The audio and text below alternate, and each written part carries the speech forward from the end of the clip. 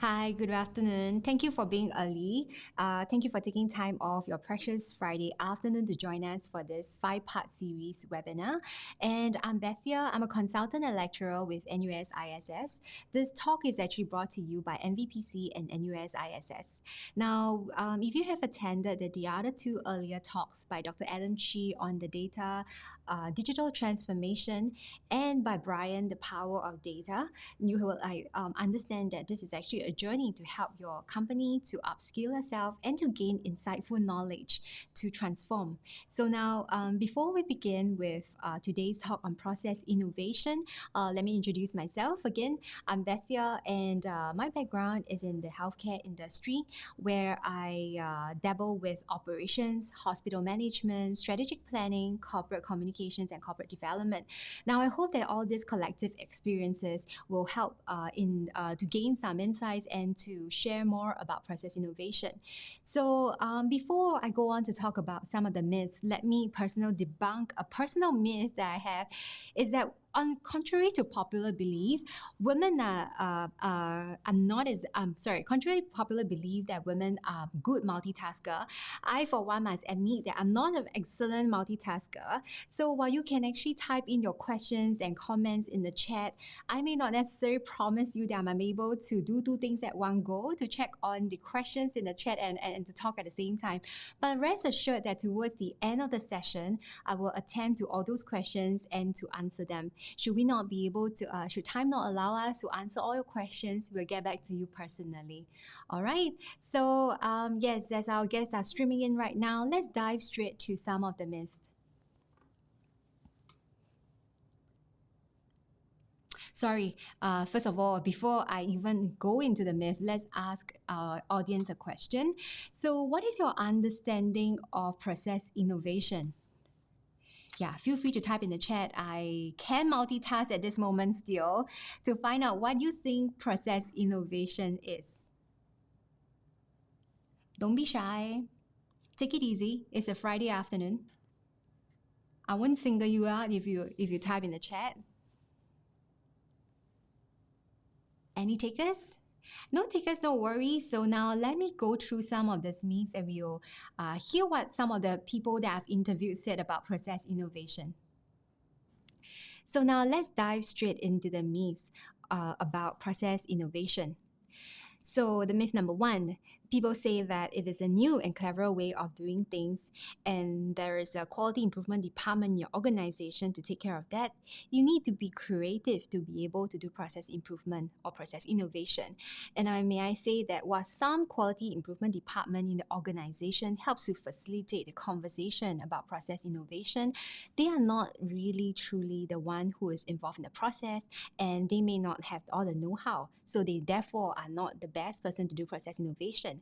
And you need not also be the most creative person in the room to do process innovation, because I'll show you later on that through this methodological framework that all of us can be a process innovator.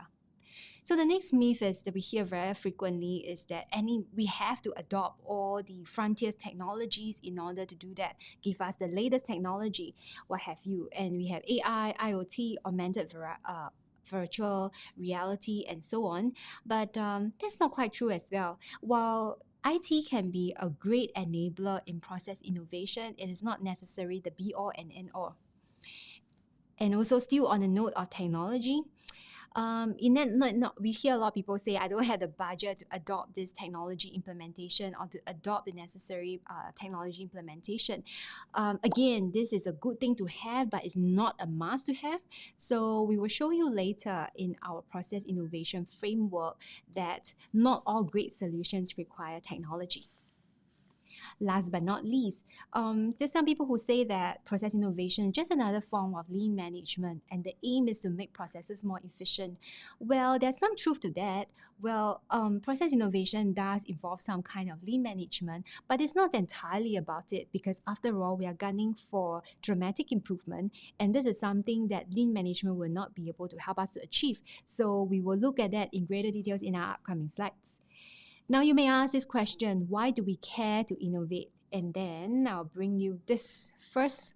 First is because of the silver tsunami. I think this is something that has been preached to death. We hear it day in, day out in the news articles, and your organization might also have alerted you to that. Now, statistics have showed us that in the year 2019, 21.4% of our elderlies are aged 60 and above. Projected that to 2050, we see about 40% of our population will be aged 60 and above. You may say that 2050 is a very long time to go. How about I bring you something closer? In this, it's reported that in 2030, we are likely to see 1 in 4 Singaporeans aged 65 and above. So imagine later after this talk, you go out for lunch in a table of 4. So one of you will be aged 65 years and above. And that's the kind of reality that we're talking about. So what implications do that mean to us? It just means that the spending on healthcare would increase. Those who require long-term care will also increase. And this burden will then fall on those of working age. And coupled with that, it just simply translates to those in the workforce will likely to shrink, and then we will have a greater need to support the increasing demand in the social care with this shrinking workforce. And that will actually inspire you to change the way we work. Isn't that so? And also the next reason why we want to innovate is because of the effects of the pandemic. We see how it has exacerbated the situation of those seeking help. In an article in November 2021, we see that those who seek social care help has actually increased by 15%. And those who actually requires community care endowment fund has actually saw a sharp increase of 22%. And this is actually a key social net safety for low-income earners in Singapore. And the way that we consume or require social care has also changed as well. That includes, imagine the way people seek means testing. It used to be that you have to bring all the documents and meet face-to-face, but due to the pandemic, we see people coming up with different ways of doing it. It can be online, it can be through other mediums that is very different from the way that we're used to. And even the way for ourselves, as the way we work, we have been introduced with working from home without commuting to our workplaces, and we have been open to flexible working arrangements and all this and that, because us to be more innovative in the way we work, because we cannot do what we used to do anymore amidst this pandemic. And this brings me to the next point about legacy process. Now, there's a time when all these processes are being created, and it makes sense then because that was what happened then. So this reminds me when I was just a fresh grad out of university and working in the hotel industries. So when I was attending to the guests' feedbacks, complaints, and what have you, we respond to them in the form of letters, and we actually type all our letters using a typewriter and through very traditional means of using envelopes, and to send out and mail out those letters to our guests. Some of these guests are overseas guests, and I always question why we do that. And it didn't make sense then, that we are living in the age of flat monitor screens and slim CPU monitors, and yet we are doing that. So, but then these processes, as if you think about it, happened decades ago, and it probably makes sense then. But with technology advances and new way of working, it then would render this like very rigid process inefficient and cumbersome. And that is why processes need to be re-engineered to keep up with times. Just a little glimpse into my personal life. So I've been encountering this problem for the past several weeks. If your TV is just not as smart as mine, and you have probably seen that before, this is actually an issue you will see with Chromecast. So what I try to do, after a long day, you just want to plonk yourself in front of a TV, enjoy your dinner while just switching off your mind and watching some mindless shows. So I encountered this problem where I cannot log on to my Wi-Fi. That just doesn't connect, and it gets so frustrating. I probably must have tried that, say, 8 to 9 times, switching off the router, switching off the TV, reconnecting through the steps in the Google Home app. And before it suddenly dawned on me that, hey, if I keep repeating these steps, I will likely not achieve a different results. And I cannot expect myself to achieve a different result if I keep doing the same old thing. And this is my point I would like to illustrate, is that we cannot expect to apply the same solutions to the problem and expect a different result or a different outcome. That is why we need to explore the 4 tenets of process innovation. And the 4 tenets of process innovation is essentially to help you change your mindset about what process innovation is about. It will also gives you the foundation to debunk some of the myths that we see earlier on. And a lot of people say that process innovation is very chaotic, it is messy, it's complex, but it doesn't really have to be. Process innovation can be entrenched or focused and founded in this process called business process re-engineering framework, and it goes through a very methodological and systematic ways of change. Now, first, you need to understand and find out why you even want to do the change, and we call that the stage of initiating the change. You gather your troops, find out the reason why you need to do the change, gather the right stakeholders before you even embark on this journey. The next step in this framework would then be to define your current process. Find out what is really happening on the ground. Is there any research done in the of the current process, what's in the market, speak to people, and this is a very crucial step. And then comes when you have gathered all this information, you go to the next step of analyzing your process, find out what are the gaps involved and where the areas of improvement will be. Now, a lot of our teams who have gone through this process finds that most of the bulk of the time is actually spent defining the current process as well as doing the analysis portion. Once you have nailed down these 2 key processes, redesigning the process comes naturally and as a breeze. And this is the part where people say that I have to be very creative. I would dare to say no, because once you have nailed down the previous 2 steps, it will comes very naturally to you. And once you can actually look at what is happening in the market, adopting different strategies that has already been embarked in the market to do redesigning, and when you have come up with certain solutions, it's time for implementation and monitor the results. A lot of the teams will go through a series of prototyping, piloting their projects, getting feedbacks, and then continue this iterative process. And now you will see in the outer circle where the tech enablers is in a lighter shade of blue. That's because we don't emphasize that it's a must-have. It's a good to have. A lot of processes that use tech enablers are those that doesn't involve human interaction, because with tech enablers, it kind of loses that human touch to it. So it can actually speeds up the whole process a lot. It does apply to the context of your process that you're trying to improve. The next one would then be change management in the outermost circle, because at every stage of the way, you need to have proper communication and change management plans. You don't want to surprise people and shock people only towards the end that this is something that you want them to adopt. A conversation should start early. It should start as early as initiating change and getting people excited and coming on board with you. Now, where does this concept of business process re-engineering comes about? It is actually coined by these 2 gentlemen, Michael Hammer and James Champy. And that is their definition of what business process re-engineering is all about.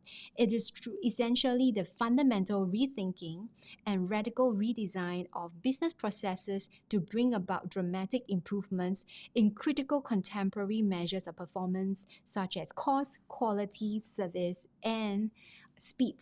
So now the 4 tenets, and so where does the 4 tenets of process improvement come about? So it rests on these 4 key elements as we have seen in the definition. It is fundamental, radical, dramatic, and involved in processes. Let's go through this.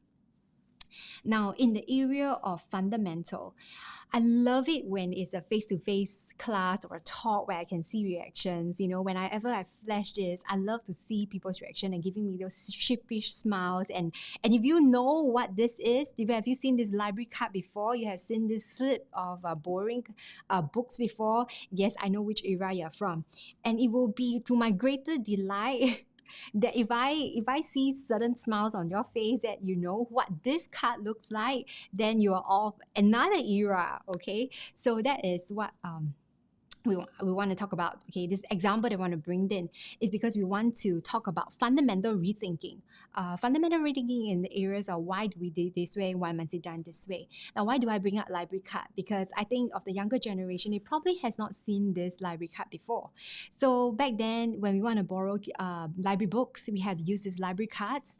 And at any one time, you can only borrow up to 4 books. You can only go during office hours where the librarian will scan the books and chop the next due date.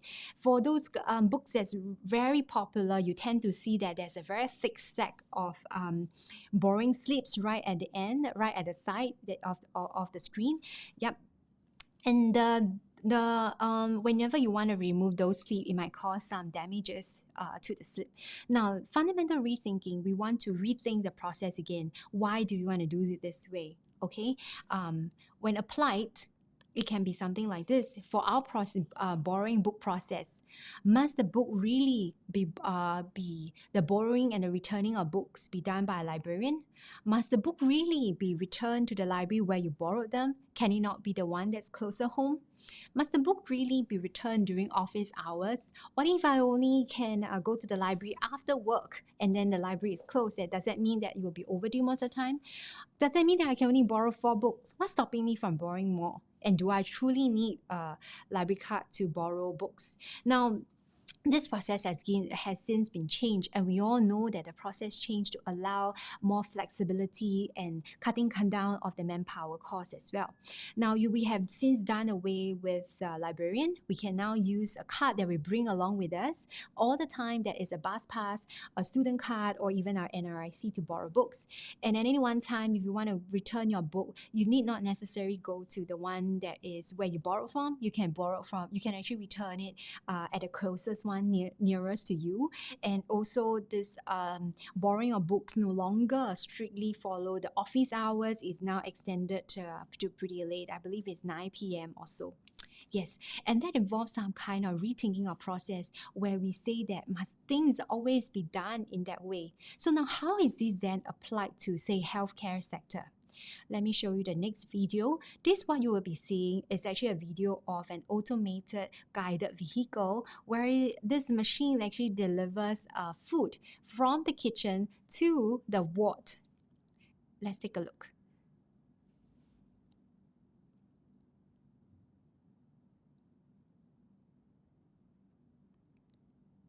Okay, and yeah, from what you can see, there is no human involvement, and this actually, this video has been speed up many times. In actual fact, it doesn't move as fast. What I like to point out about this is that somewhere along the way, people reimagine how processes involving delivering of food would be. Now, a very long time ago, I hear stories from the porters, from the nursing sisters in the hospitals that when they want to collect food for the patients, they all have to go down to the kitchen at a very specific time. There's a crowding of the porters waiting to collect food to be pushed in a trolley. And many times when you want to deliver the food, there's a bottleneck of waiting for the lift to go up to the ward. And that process of collecting the food from the kitchen and delivering all the way to the wards can take up to 30 minutes. So imagine your food being delivered for 30 minutes. It was served hot, but then when the time it reaches the ward, it becomes cold. Not to say that there are many different people fighting for the lift, so you can imagine how chaotic a sight would be. Now, with the implementation of this AGV, we actually remove the human side of it, and people start asking, must food really be delivered by human? Can we not make use of existing technology to help deliver the food?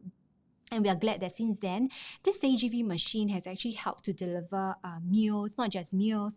It has delivered linens and even medical records for that matter. So now during the COVID, we know that a lot of this we want to cut down human contact as much as possible. So linens are now being delivered. Soiled linens can be used and transported by such AGV machines, reducing the need for human contact, and removing the human out of the process also mean that there's also lesser error, lesser contaminations, or contracting disease or conditions, etc. And what are the challenges then facing this type of implementation? Now, when you want to change a process like this, a lot of times we face resistance to change because of the lack of visibility, the lack of awareness, fear of the unknown, or job security, or even the lack of sponsorship. Imagine how the porters would feel when suddenly they are being told overnight that they no longer have to collect food. A huge part of their job is being taken away from them. You can imagine their fear of the lack of job security. Does that mean that they're going to be out of job? Will their jobs be redesigned? So they might then be resistance to the change they're implementing. So one of the things which we often tell people when they want to implement fundamental rethinking and redesigning your process is, whether you are a leader or not, is truly to empower your teams and hold space for them to rethink the established norms, encourage the teams to think critically and question how things are being done around here. Holding the space for your teams to establish or examine established norms is very crucial, because a lot of times when a new person comes in to an organization, they see things from a fresh perspective and they start to question. And having this without this safe space to explore, we might find ourselves very entrapped, very stuck to the old ways of doing things. So in process innovation, one of the key elements is truly fundamental rethinking, allowing our staff to think about all our existing processes critically and examine if there is truly a need for us to improve or change the way that things are being done here. Now, the next concept, as we see, will be radical. Radical in the sense that we question ourselves, why are we doing that? We want to throw away any preconceived idea or notion that we always done things that way, and we start off with a clean slate. Now, this is also another of my favorite example. Tearing off a car park coupon. I'm not sure if you have any experience or frustrations with that. I personally do. When you are eating something in a place where there is only parallel parking or park somewhere far away, you just think that you will take a certain amount of time and you tear it accordingly, only to realize that it's taking longer than usual. You got to run back to your parking space to extend it or stuff like that. And another very real situation that was that I was in a bank one day and I only foresee myself spending half an hour to sort out all the things I need to do. Little did I know that there was a very long queue of people handling some business matters, and the banking queue was very long. And I'm in the queue, halfway in the queue, and the time is up. Do I then forsake the queue, run back to the car and tear another coupon, or do I continue with the queue then? So then that is some kind of frustrations and real problem that we face. And of course, not to mention the even more frustrating part, let's say if you tear the wrong date, for example, or the wrong time when you mix up AM and PM and the whole is gone, and what do you do about it? So these kind of frustrations are very, very real to us. So what is one of the solution that people came up with is, they come out with an app. Why create something new when you already carry a phone that's with you all the time? Someone from the GovTech is very clever to come up with this, and they say that, hey, let's calculate the fees automatically. The moment you park somewhere, start the app and you will start calculating, and then you can actually put in a certain hour. Say, for example, I'll be generous. I'll put in a 2 hours because I have no idea how long it will last. And then you can actually extend it accordingly, or you can even end it if you end your business before time. And don't worry about the extra money that you actually paid. It will actually be refunded back to you. So now, this whole process actually cuts down your manpower. We do know that we are facing a shrinking workforce, and now you cut down the roles of your ticketing officers, your summon officers to go around patrolling. Yes, they're still doing their job, but you don't see them as often. At least I don't see them as often. You also won't have the issue of the littering problem of your car park coupons and other administrative roles that comes along with this. Now, I personally think that this is a fabulous innovation. And also, since then, before that, I used to get parking tickets, but ever since I've using this app, I have not gotten any other tickets anymore. So great innovation. Now, this form of radical thinking is really truly we question the norms of using our process. We ask ourselves that must this parking ticket only becomes in paper form? Can it not be done in other areas, other forms, other shapes and forms that we are already accustomed to, like a phone that we carry everywhere with us, and with apps that we have a bountiful in our mobile phone now. Now, in other areas of how radical redesign is being applied in the healthcare is teleconsultation.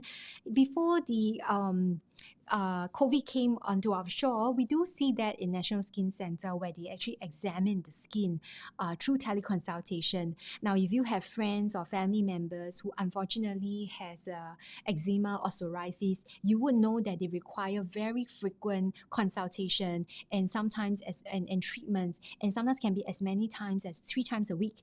And so with teleconsultation, you can actually consult a doctor at a distance and get the latest update in the treatment regime without having physically to attend a consultation. And this proves especially helpful during the COVID when we want to be distanced, when we have limitation in the people visiting the hospital or outpatients clinic setting. Now, it has also been applied for in terms of payment, e-payment or e-registration, and medical delivery services in the form of pillbox where, just like your pop station, your medication can now be in a storage form in a pop station, and you can collect it at your convenience. You can even ask for medical delivery through Health Hub. Things like this is not possible before. You have to be physically present in, say, the pharmacy. But now, by radically changing the way we work and starting off with a clean slate, we are now exploring different ways of doing our old processes. Of course, this is not without its challenges. When you want to change a process entirely, say for instance from paper form to become electronic form, by changing how we used to and are commonly familiar with the way we work, we can definitely expect greater resistance to change. It might even cause disruption to your existing services, and of course the potential loss of human touch as well. Because sometimes when processes are being replaced by electronic means, we lost that one-to-one human touch in showing care and empathy. And yes, so in the pill box, as I mentioned earlier, this is how it looks like. You can, the medication will be placed in the location where you actually select, and you can key in the unique pin to collect it from one of the boxes here. And in the tips in radical redesign is always have embrace an open mind to not throw any of these crazy ideas out of the window, because we never know when they might be actualized or come to fruition. It might actually be a crazy idea at the moment, but it takes time to actually formalize it to become an actionable solution. And of course, when you want to do something as drastic as changing the entire workflow completely, you need very strong support from the management, as well as very good communication with the staff. You don't want to shock them out of the blue. So we always recommend ample communication through different mediums. Email may not always be the best way to communicate with staff, especially those who are doing manual work. It might be a face-to-face town hall. It might be a dialogue session, but also different ways to reach out to people, because we don't all communicate in one single form. And of course, creating small wins to inspire the adoption of radical idea is also very important, because people wants to adopt your solution, they have to see that this is working. Nobody wants to go on board a sinking ship. So if you could create some small win, show them some success of this process innovation redesign that you're trying to adopt, you might actually encourage greater adoption of ideas.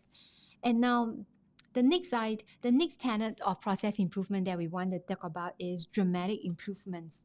As mentioned earlier, process innovation and process improvement are not quite the same. When we talk about process innovation, we are looking at a process that actually creates a dramatic improvement in terms of productivity, and not just in productivity, but perhaps in patient safety or even exemplary service delivery. Now, we want to differentiate the two because business process improvement is typically an ongoing effort in bites bite-sized pieces. So you see incremental changes, but they don't give you this dramatic jump that we are hoping to achieve with business process reengineering. And when we're talking about business process reengineering, because it is actually a more dramatic change, we actually do expect greater organization change on the whole. And we also most of the time see it as a top-down effort. You need to have very strong sponsorship from your management to help you to facilitate some of this change in terms of organization structure, in terms of how groups are being formed, or allocations of resources, and even fundamental change in the mindset as well. And we see this very frequently as a project-based effort rather than an ongoing effort. Now, the last bit of this is in terms of a process. Now, how do we do process change? Is actually through a group of tasks that creates value for the client. Now, some examples will be manufacturing process, hiring process, or even an order fulfillment process. And each of these steps in itself, be it the ordering, the warehousing, or picking up of goods, or even shipping and logistics for that matter, doesn't create value. It's only when they are being chained together in the form of a process does it deliver value to your clients. And let's take a look at this example to illustrate the point of a process. Now you see, in the case of a 24 hours acute care clinic journey in Sengkang Hospital, this is how it goes. When you have certain symptoms that is deemed severe, you go to a screening center or this acute care clinic where you'll be screened. And then after that, where the screening happens, and when you are deemed serious enough, they will actually register you, followed by an initial assessment by the nurse.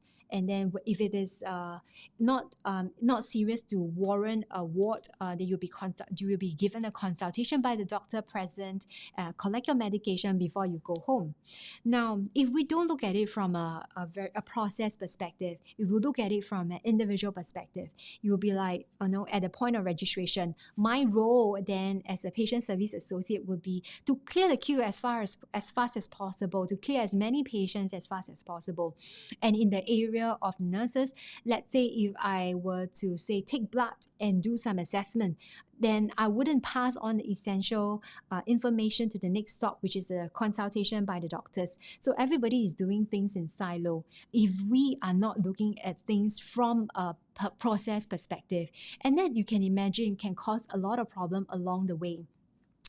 Because if I were to solely register patient as fast as possible, the nurse may not be able to administer treatments as quickly as I register. You will cause a bottleneck over there, and there will be excessive waiting time in the nursing area as well. So if let's say I'm a nurse in the patient initial assessment area, where I discover something upon my assessment, or that I've taken blood but I did not tell the doctor, this blood test may or may not be traced by the doctor. That will reveal very important information for diagnostic purposes. So as you can see, if everybody were to look at this in silo, we will have a big problem. And that is why in process innovation, we look at it from a process perspective. Unfortunately, our organization does not encourage such a function or such a innovation, because traditional organizations are fragmented, and each step is actually grouped by their functional groups. So typically you have the CEO sitting right on top, divided by the HODs of the various departments before it goes down to your team leads and the individual contributors and team and groups and so on and so forth. If you could look at it, we are all being grouped into our particular departments. Even for myself as well, I'm in the academics track, and then you see that it's very different from the other track, and everybody is doing their business in their individual portfolio, and we are all very good at our individual tasks, but none of us really have the understanding, the end-to-end understanding or accountability for that matter for the total process, and that might cause fragmentation.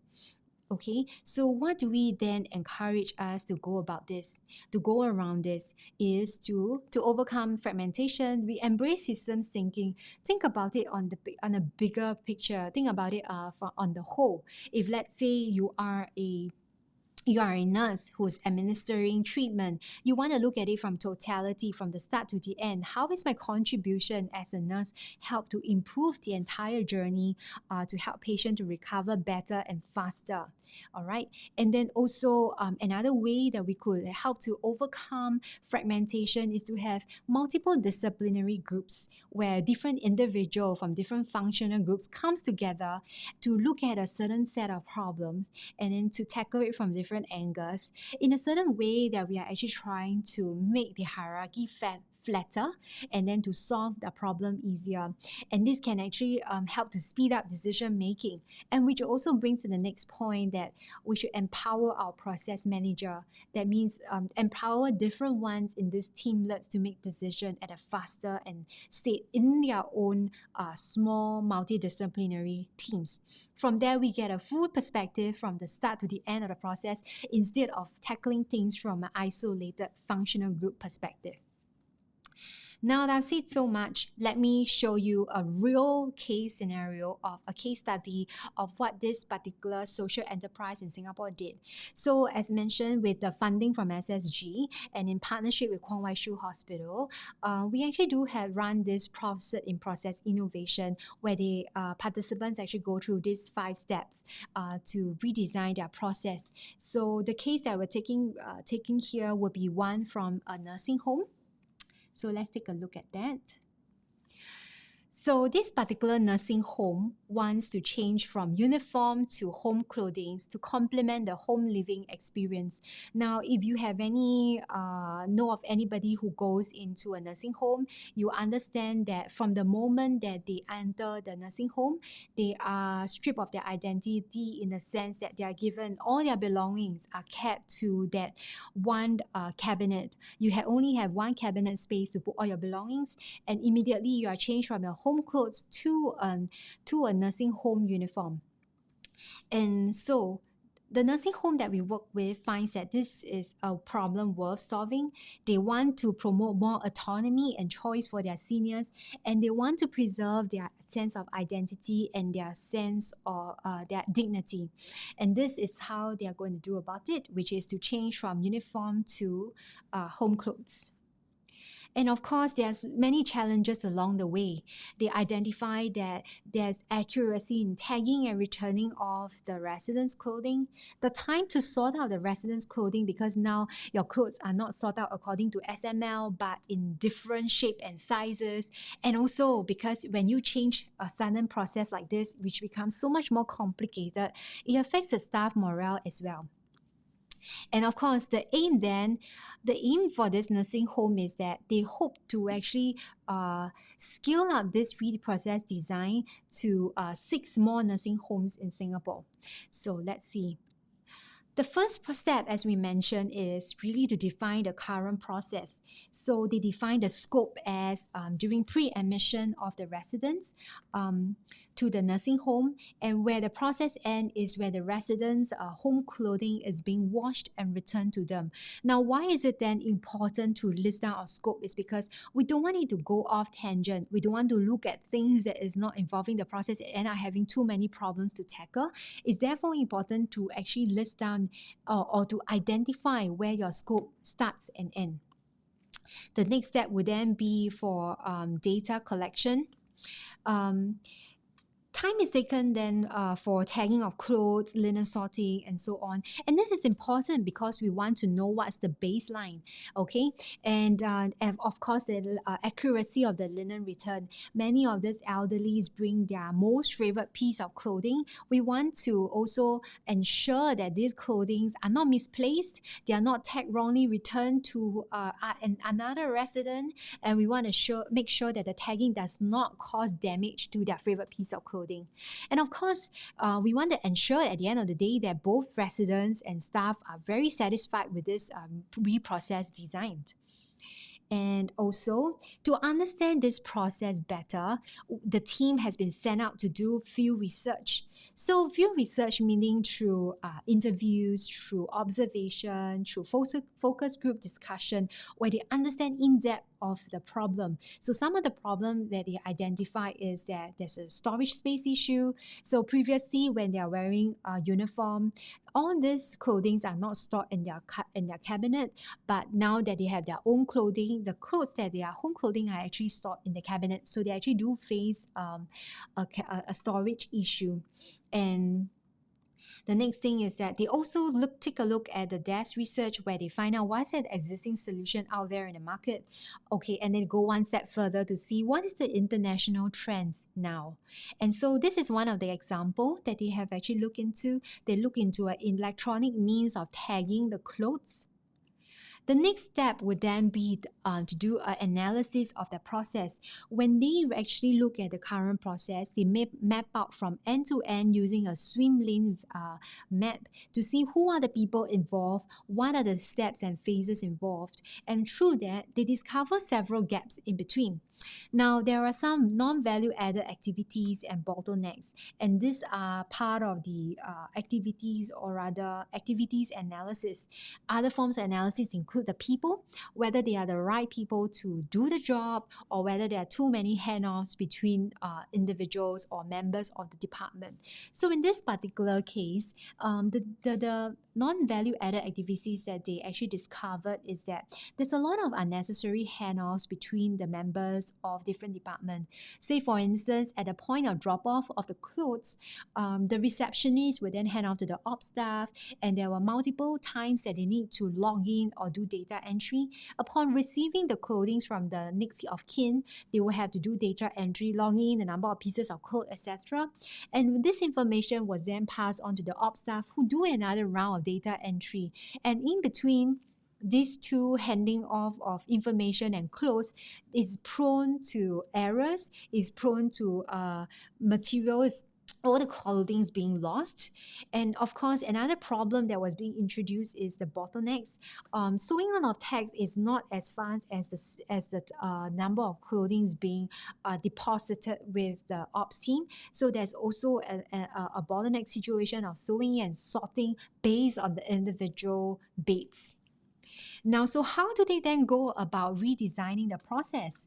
It shows the different phases of this process. There is pre-admission counseling, admission, and also during the residence stay. In the area of the pre-admission counseling, this nursing home team identify the care concierge as a single point of verification, to a single point of contact to verify the quantity and to create records to provide feedback or expectations to the next of kin upfront. So actually, they do away with the ops staff. There's no lesser passing on of information, and this makes the process more clear-cut. And then the sewing process need not always be done by their own ops team. This process can actually be outsourced to volunteers, thereby helping them to save time. And then, of course, during the admission, so the receptionist's role of handling clothes is also eliminated. And with the new clothes, with the home clothes that the resident wear on the first day, that would not be in time, or they would not have been able to do the tagging. So photo is being taken, so you know which clothes it belongs to when it goes for washing and when it doesn't have the tag. All right. The last improvement that they did was actually to improve the sorting process. Now we know when clothes are being sent for washing, they are all in a big bag. Now they actually push one of the processing time to cut down the processing time to the vendor, in a sense that the vendor will sort them according to the cluster. Cluster meaning to say that sort them by ward before returning to the nursing home, thereby reducing the time that the staff actually takes to sort out the clothes.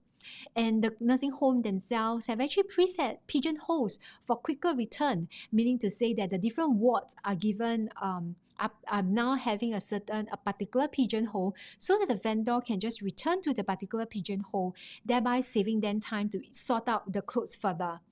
And of course, I will show you in the next slide the enhanced sorting process by the team to introduce a physical prototype.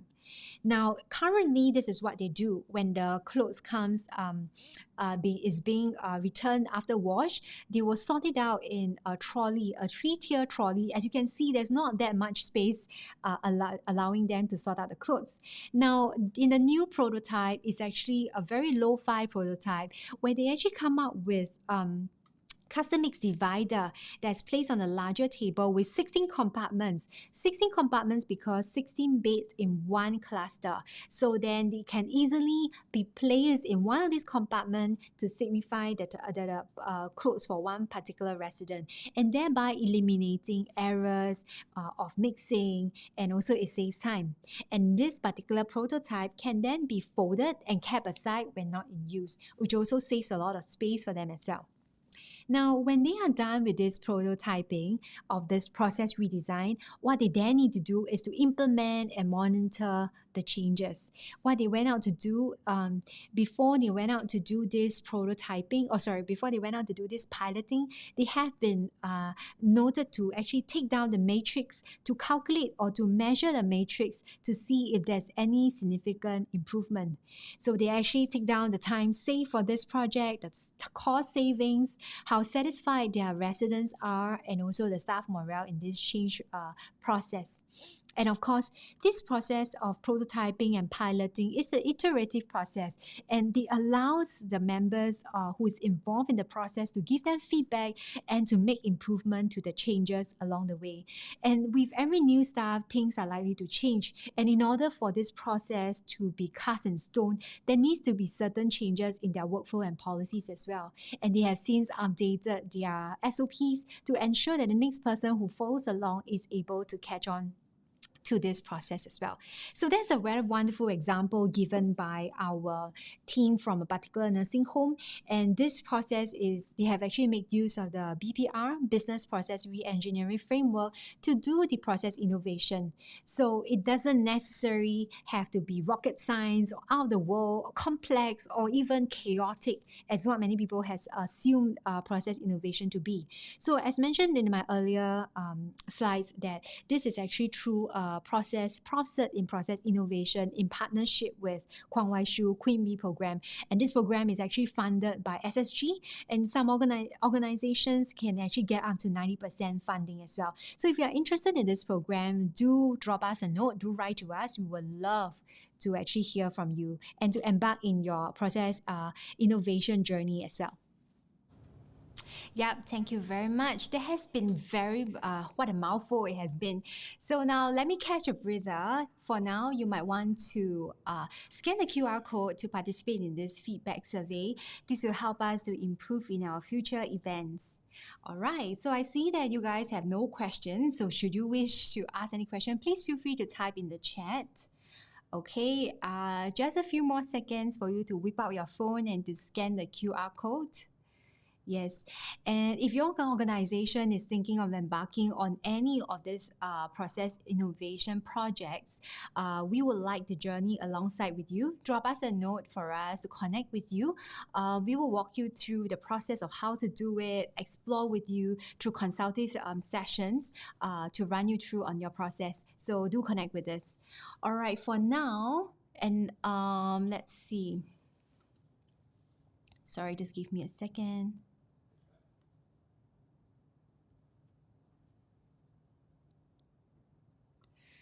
Okay, and what better way to find out what are some of the improvement projects that other organizations have been doing, how we can improve our own processes, is by joining our health and social care community called the Health Impact Collab. Now, this community is built up with like-minded individuals like yourself from the health and social care sector. So this will help us to connect with you and also to build upon what we already have. Now, should you wish to join us and have a networking session to hear from one another, scan this QR code and we'll get in touch with you. For now, we're left with a couple more minutes, so I'll hang in here. If you have any questions, feel free to drop us a note. If not, let us know how we can help you along in your process improvement journey as well. Yep.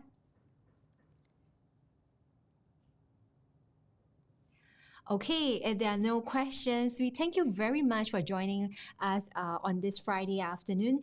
Do look out for our other talks that's coming up as well.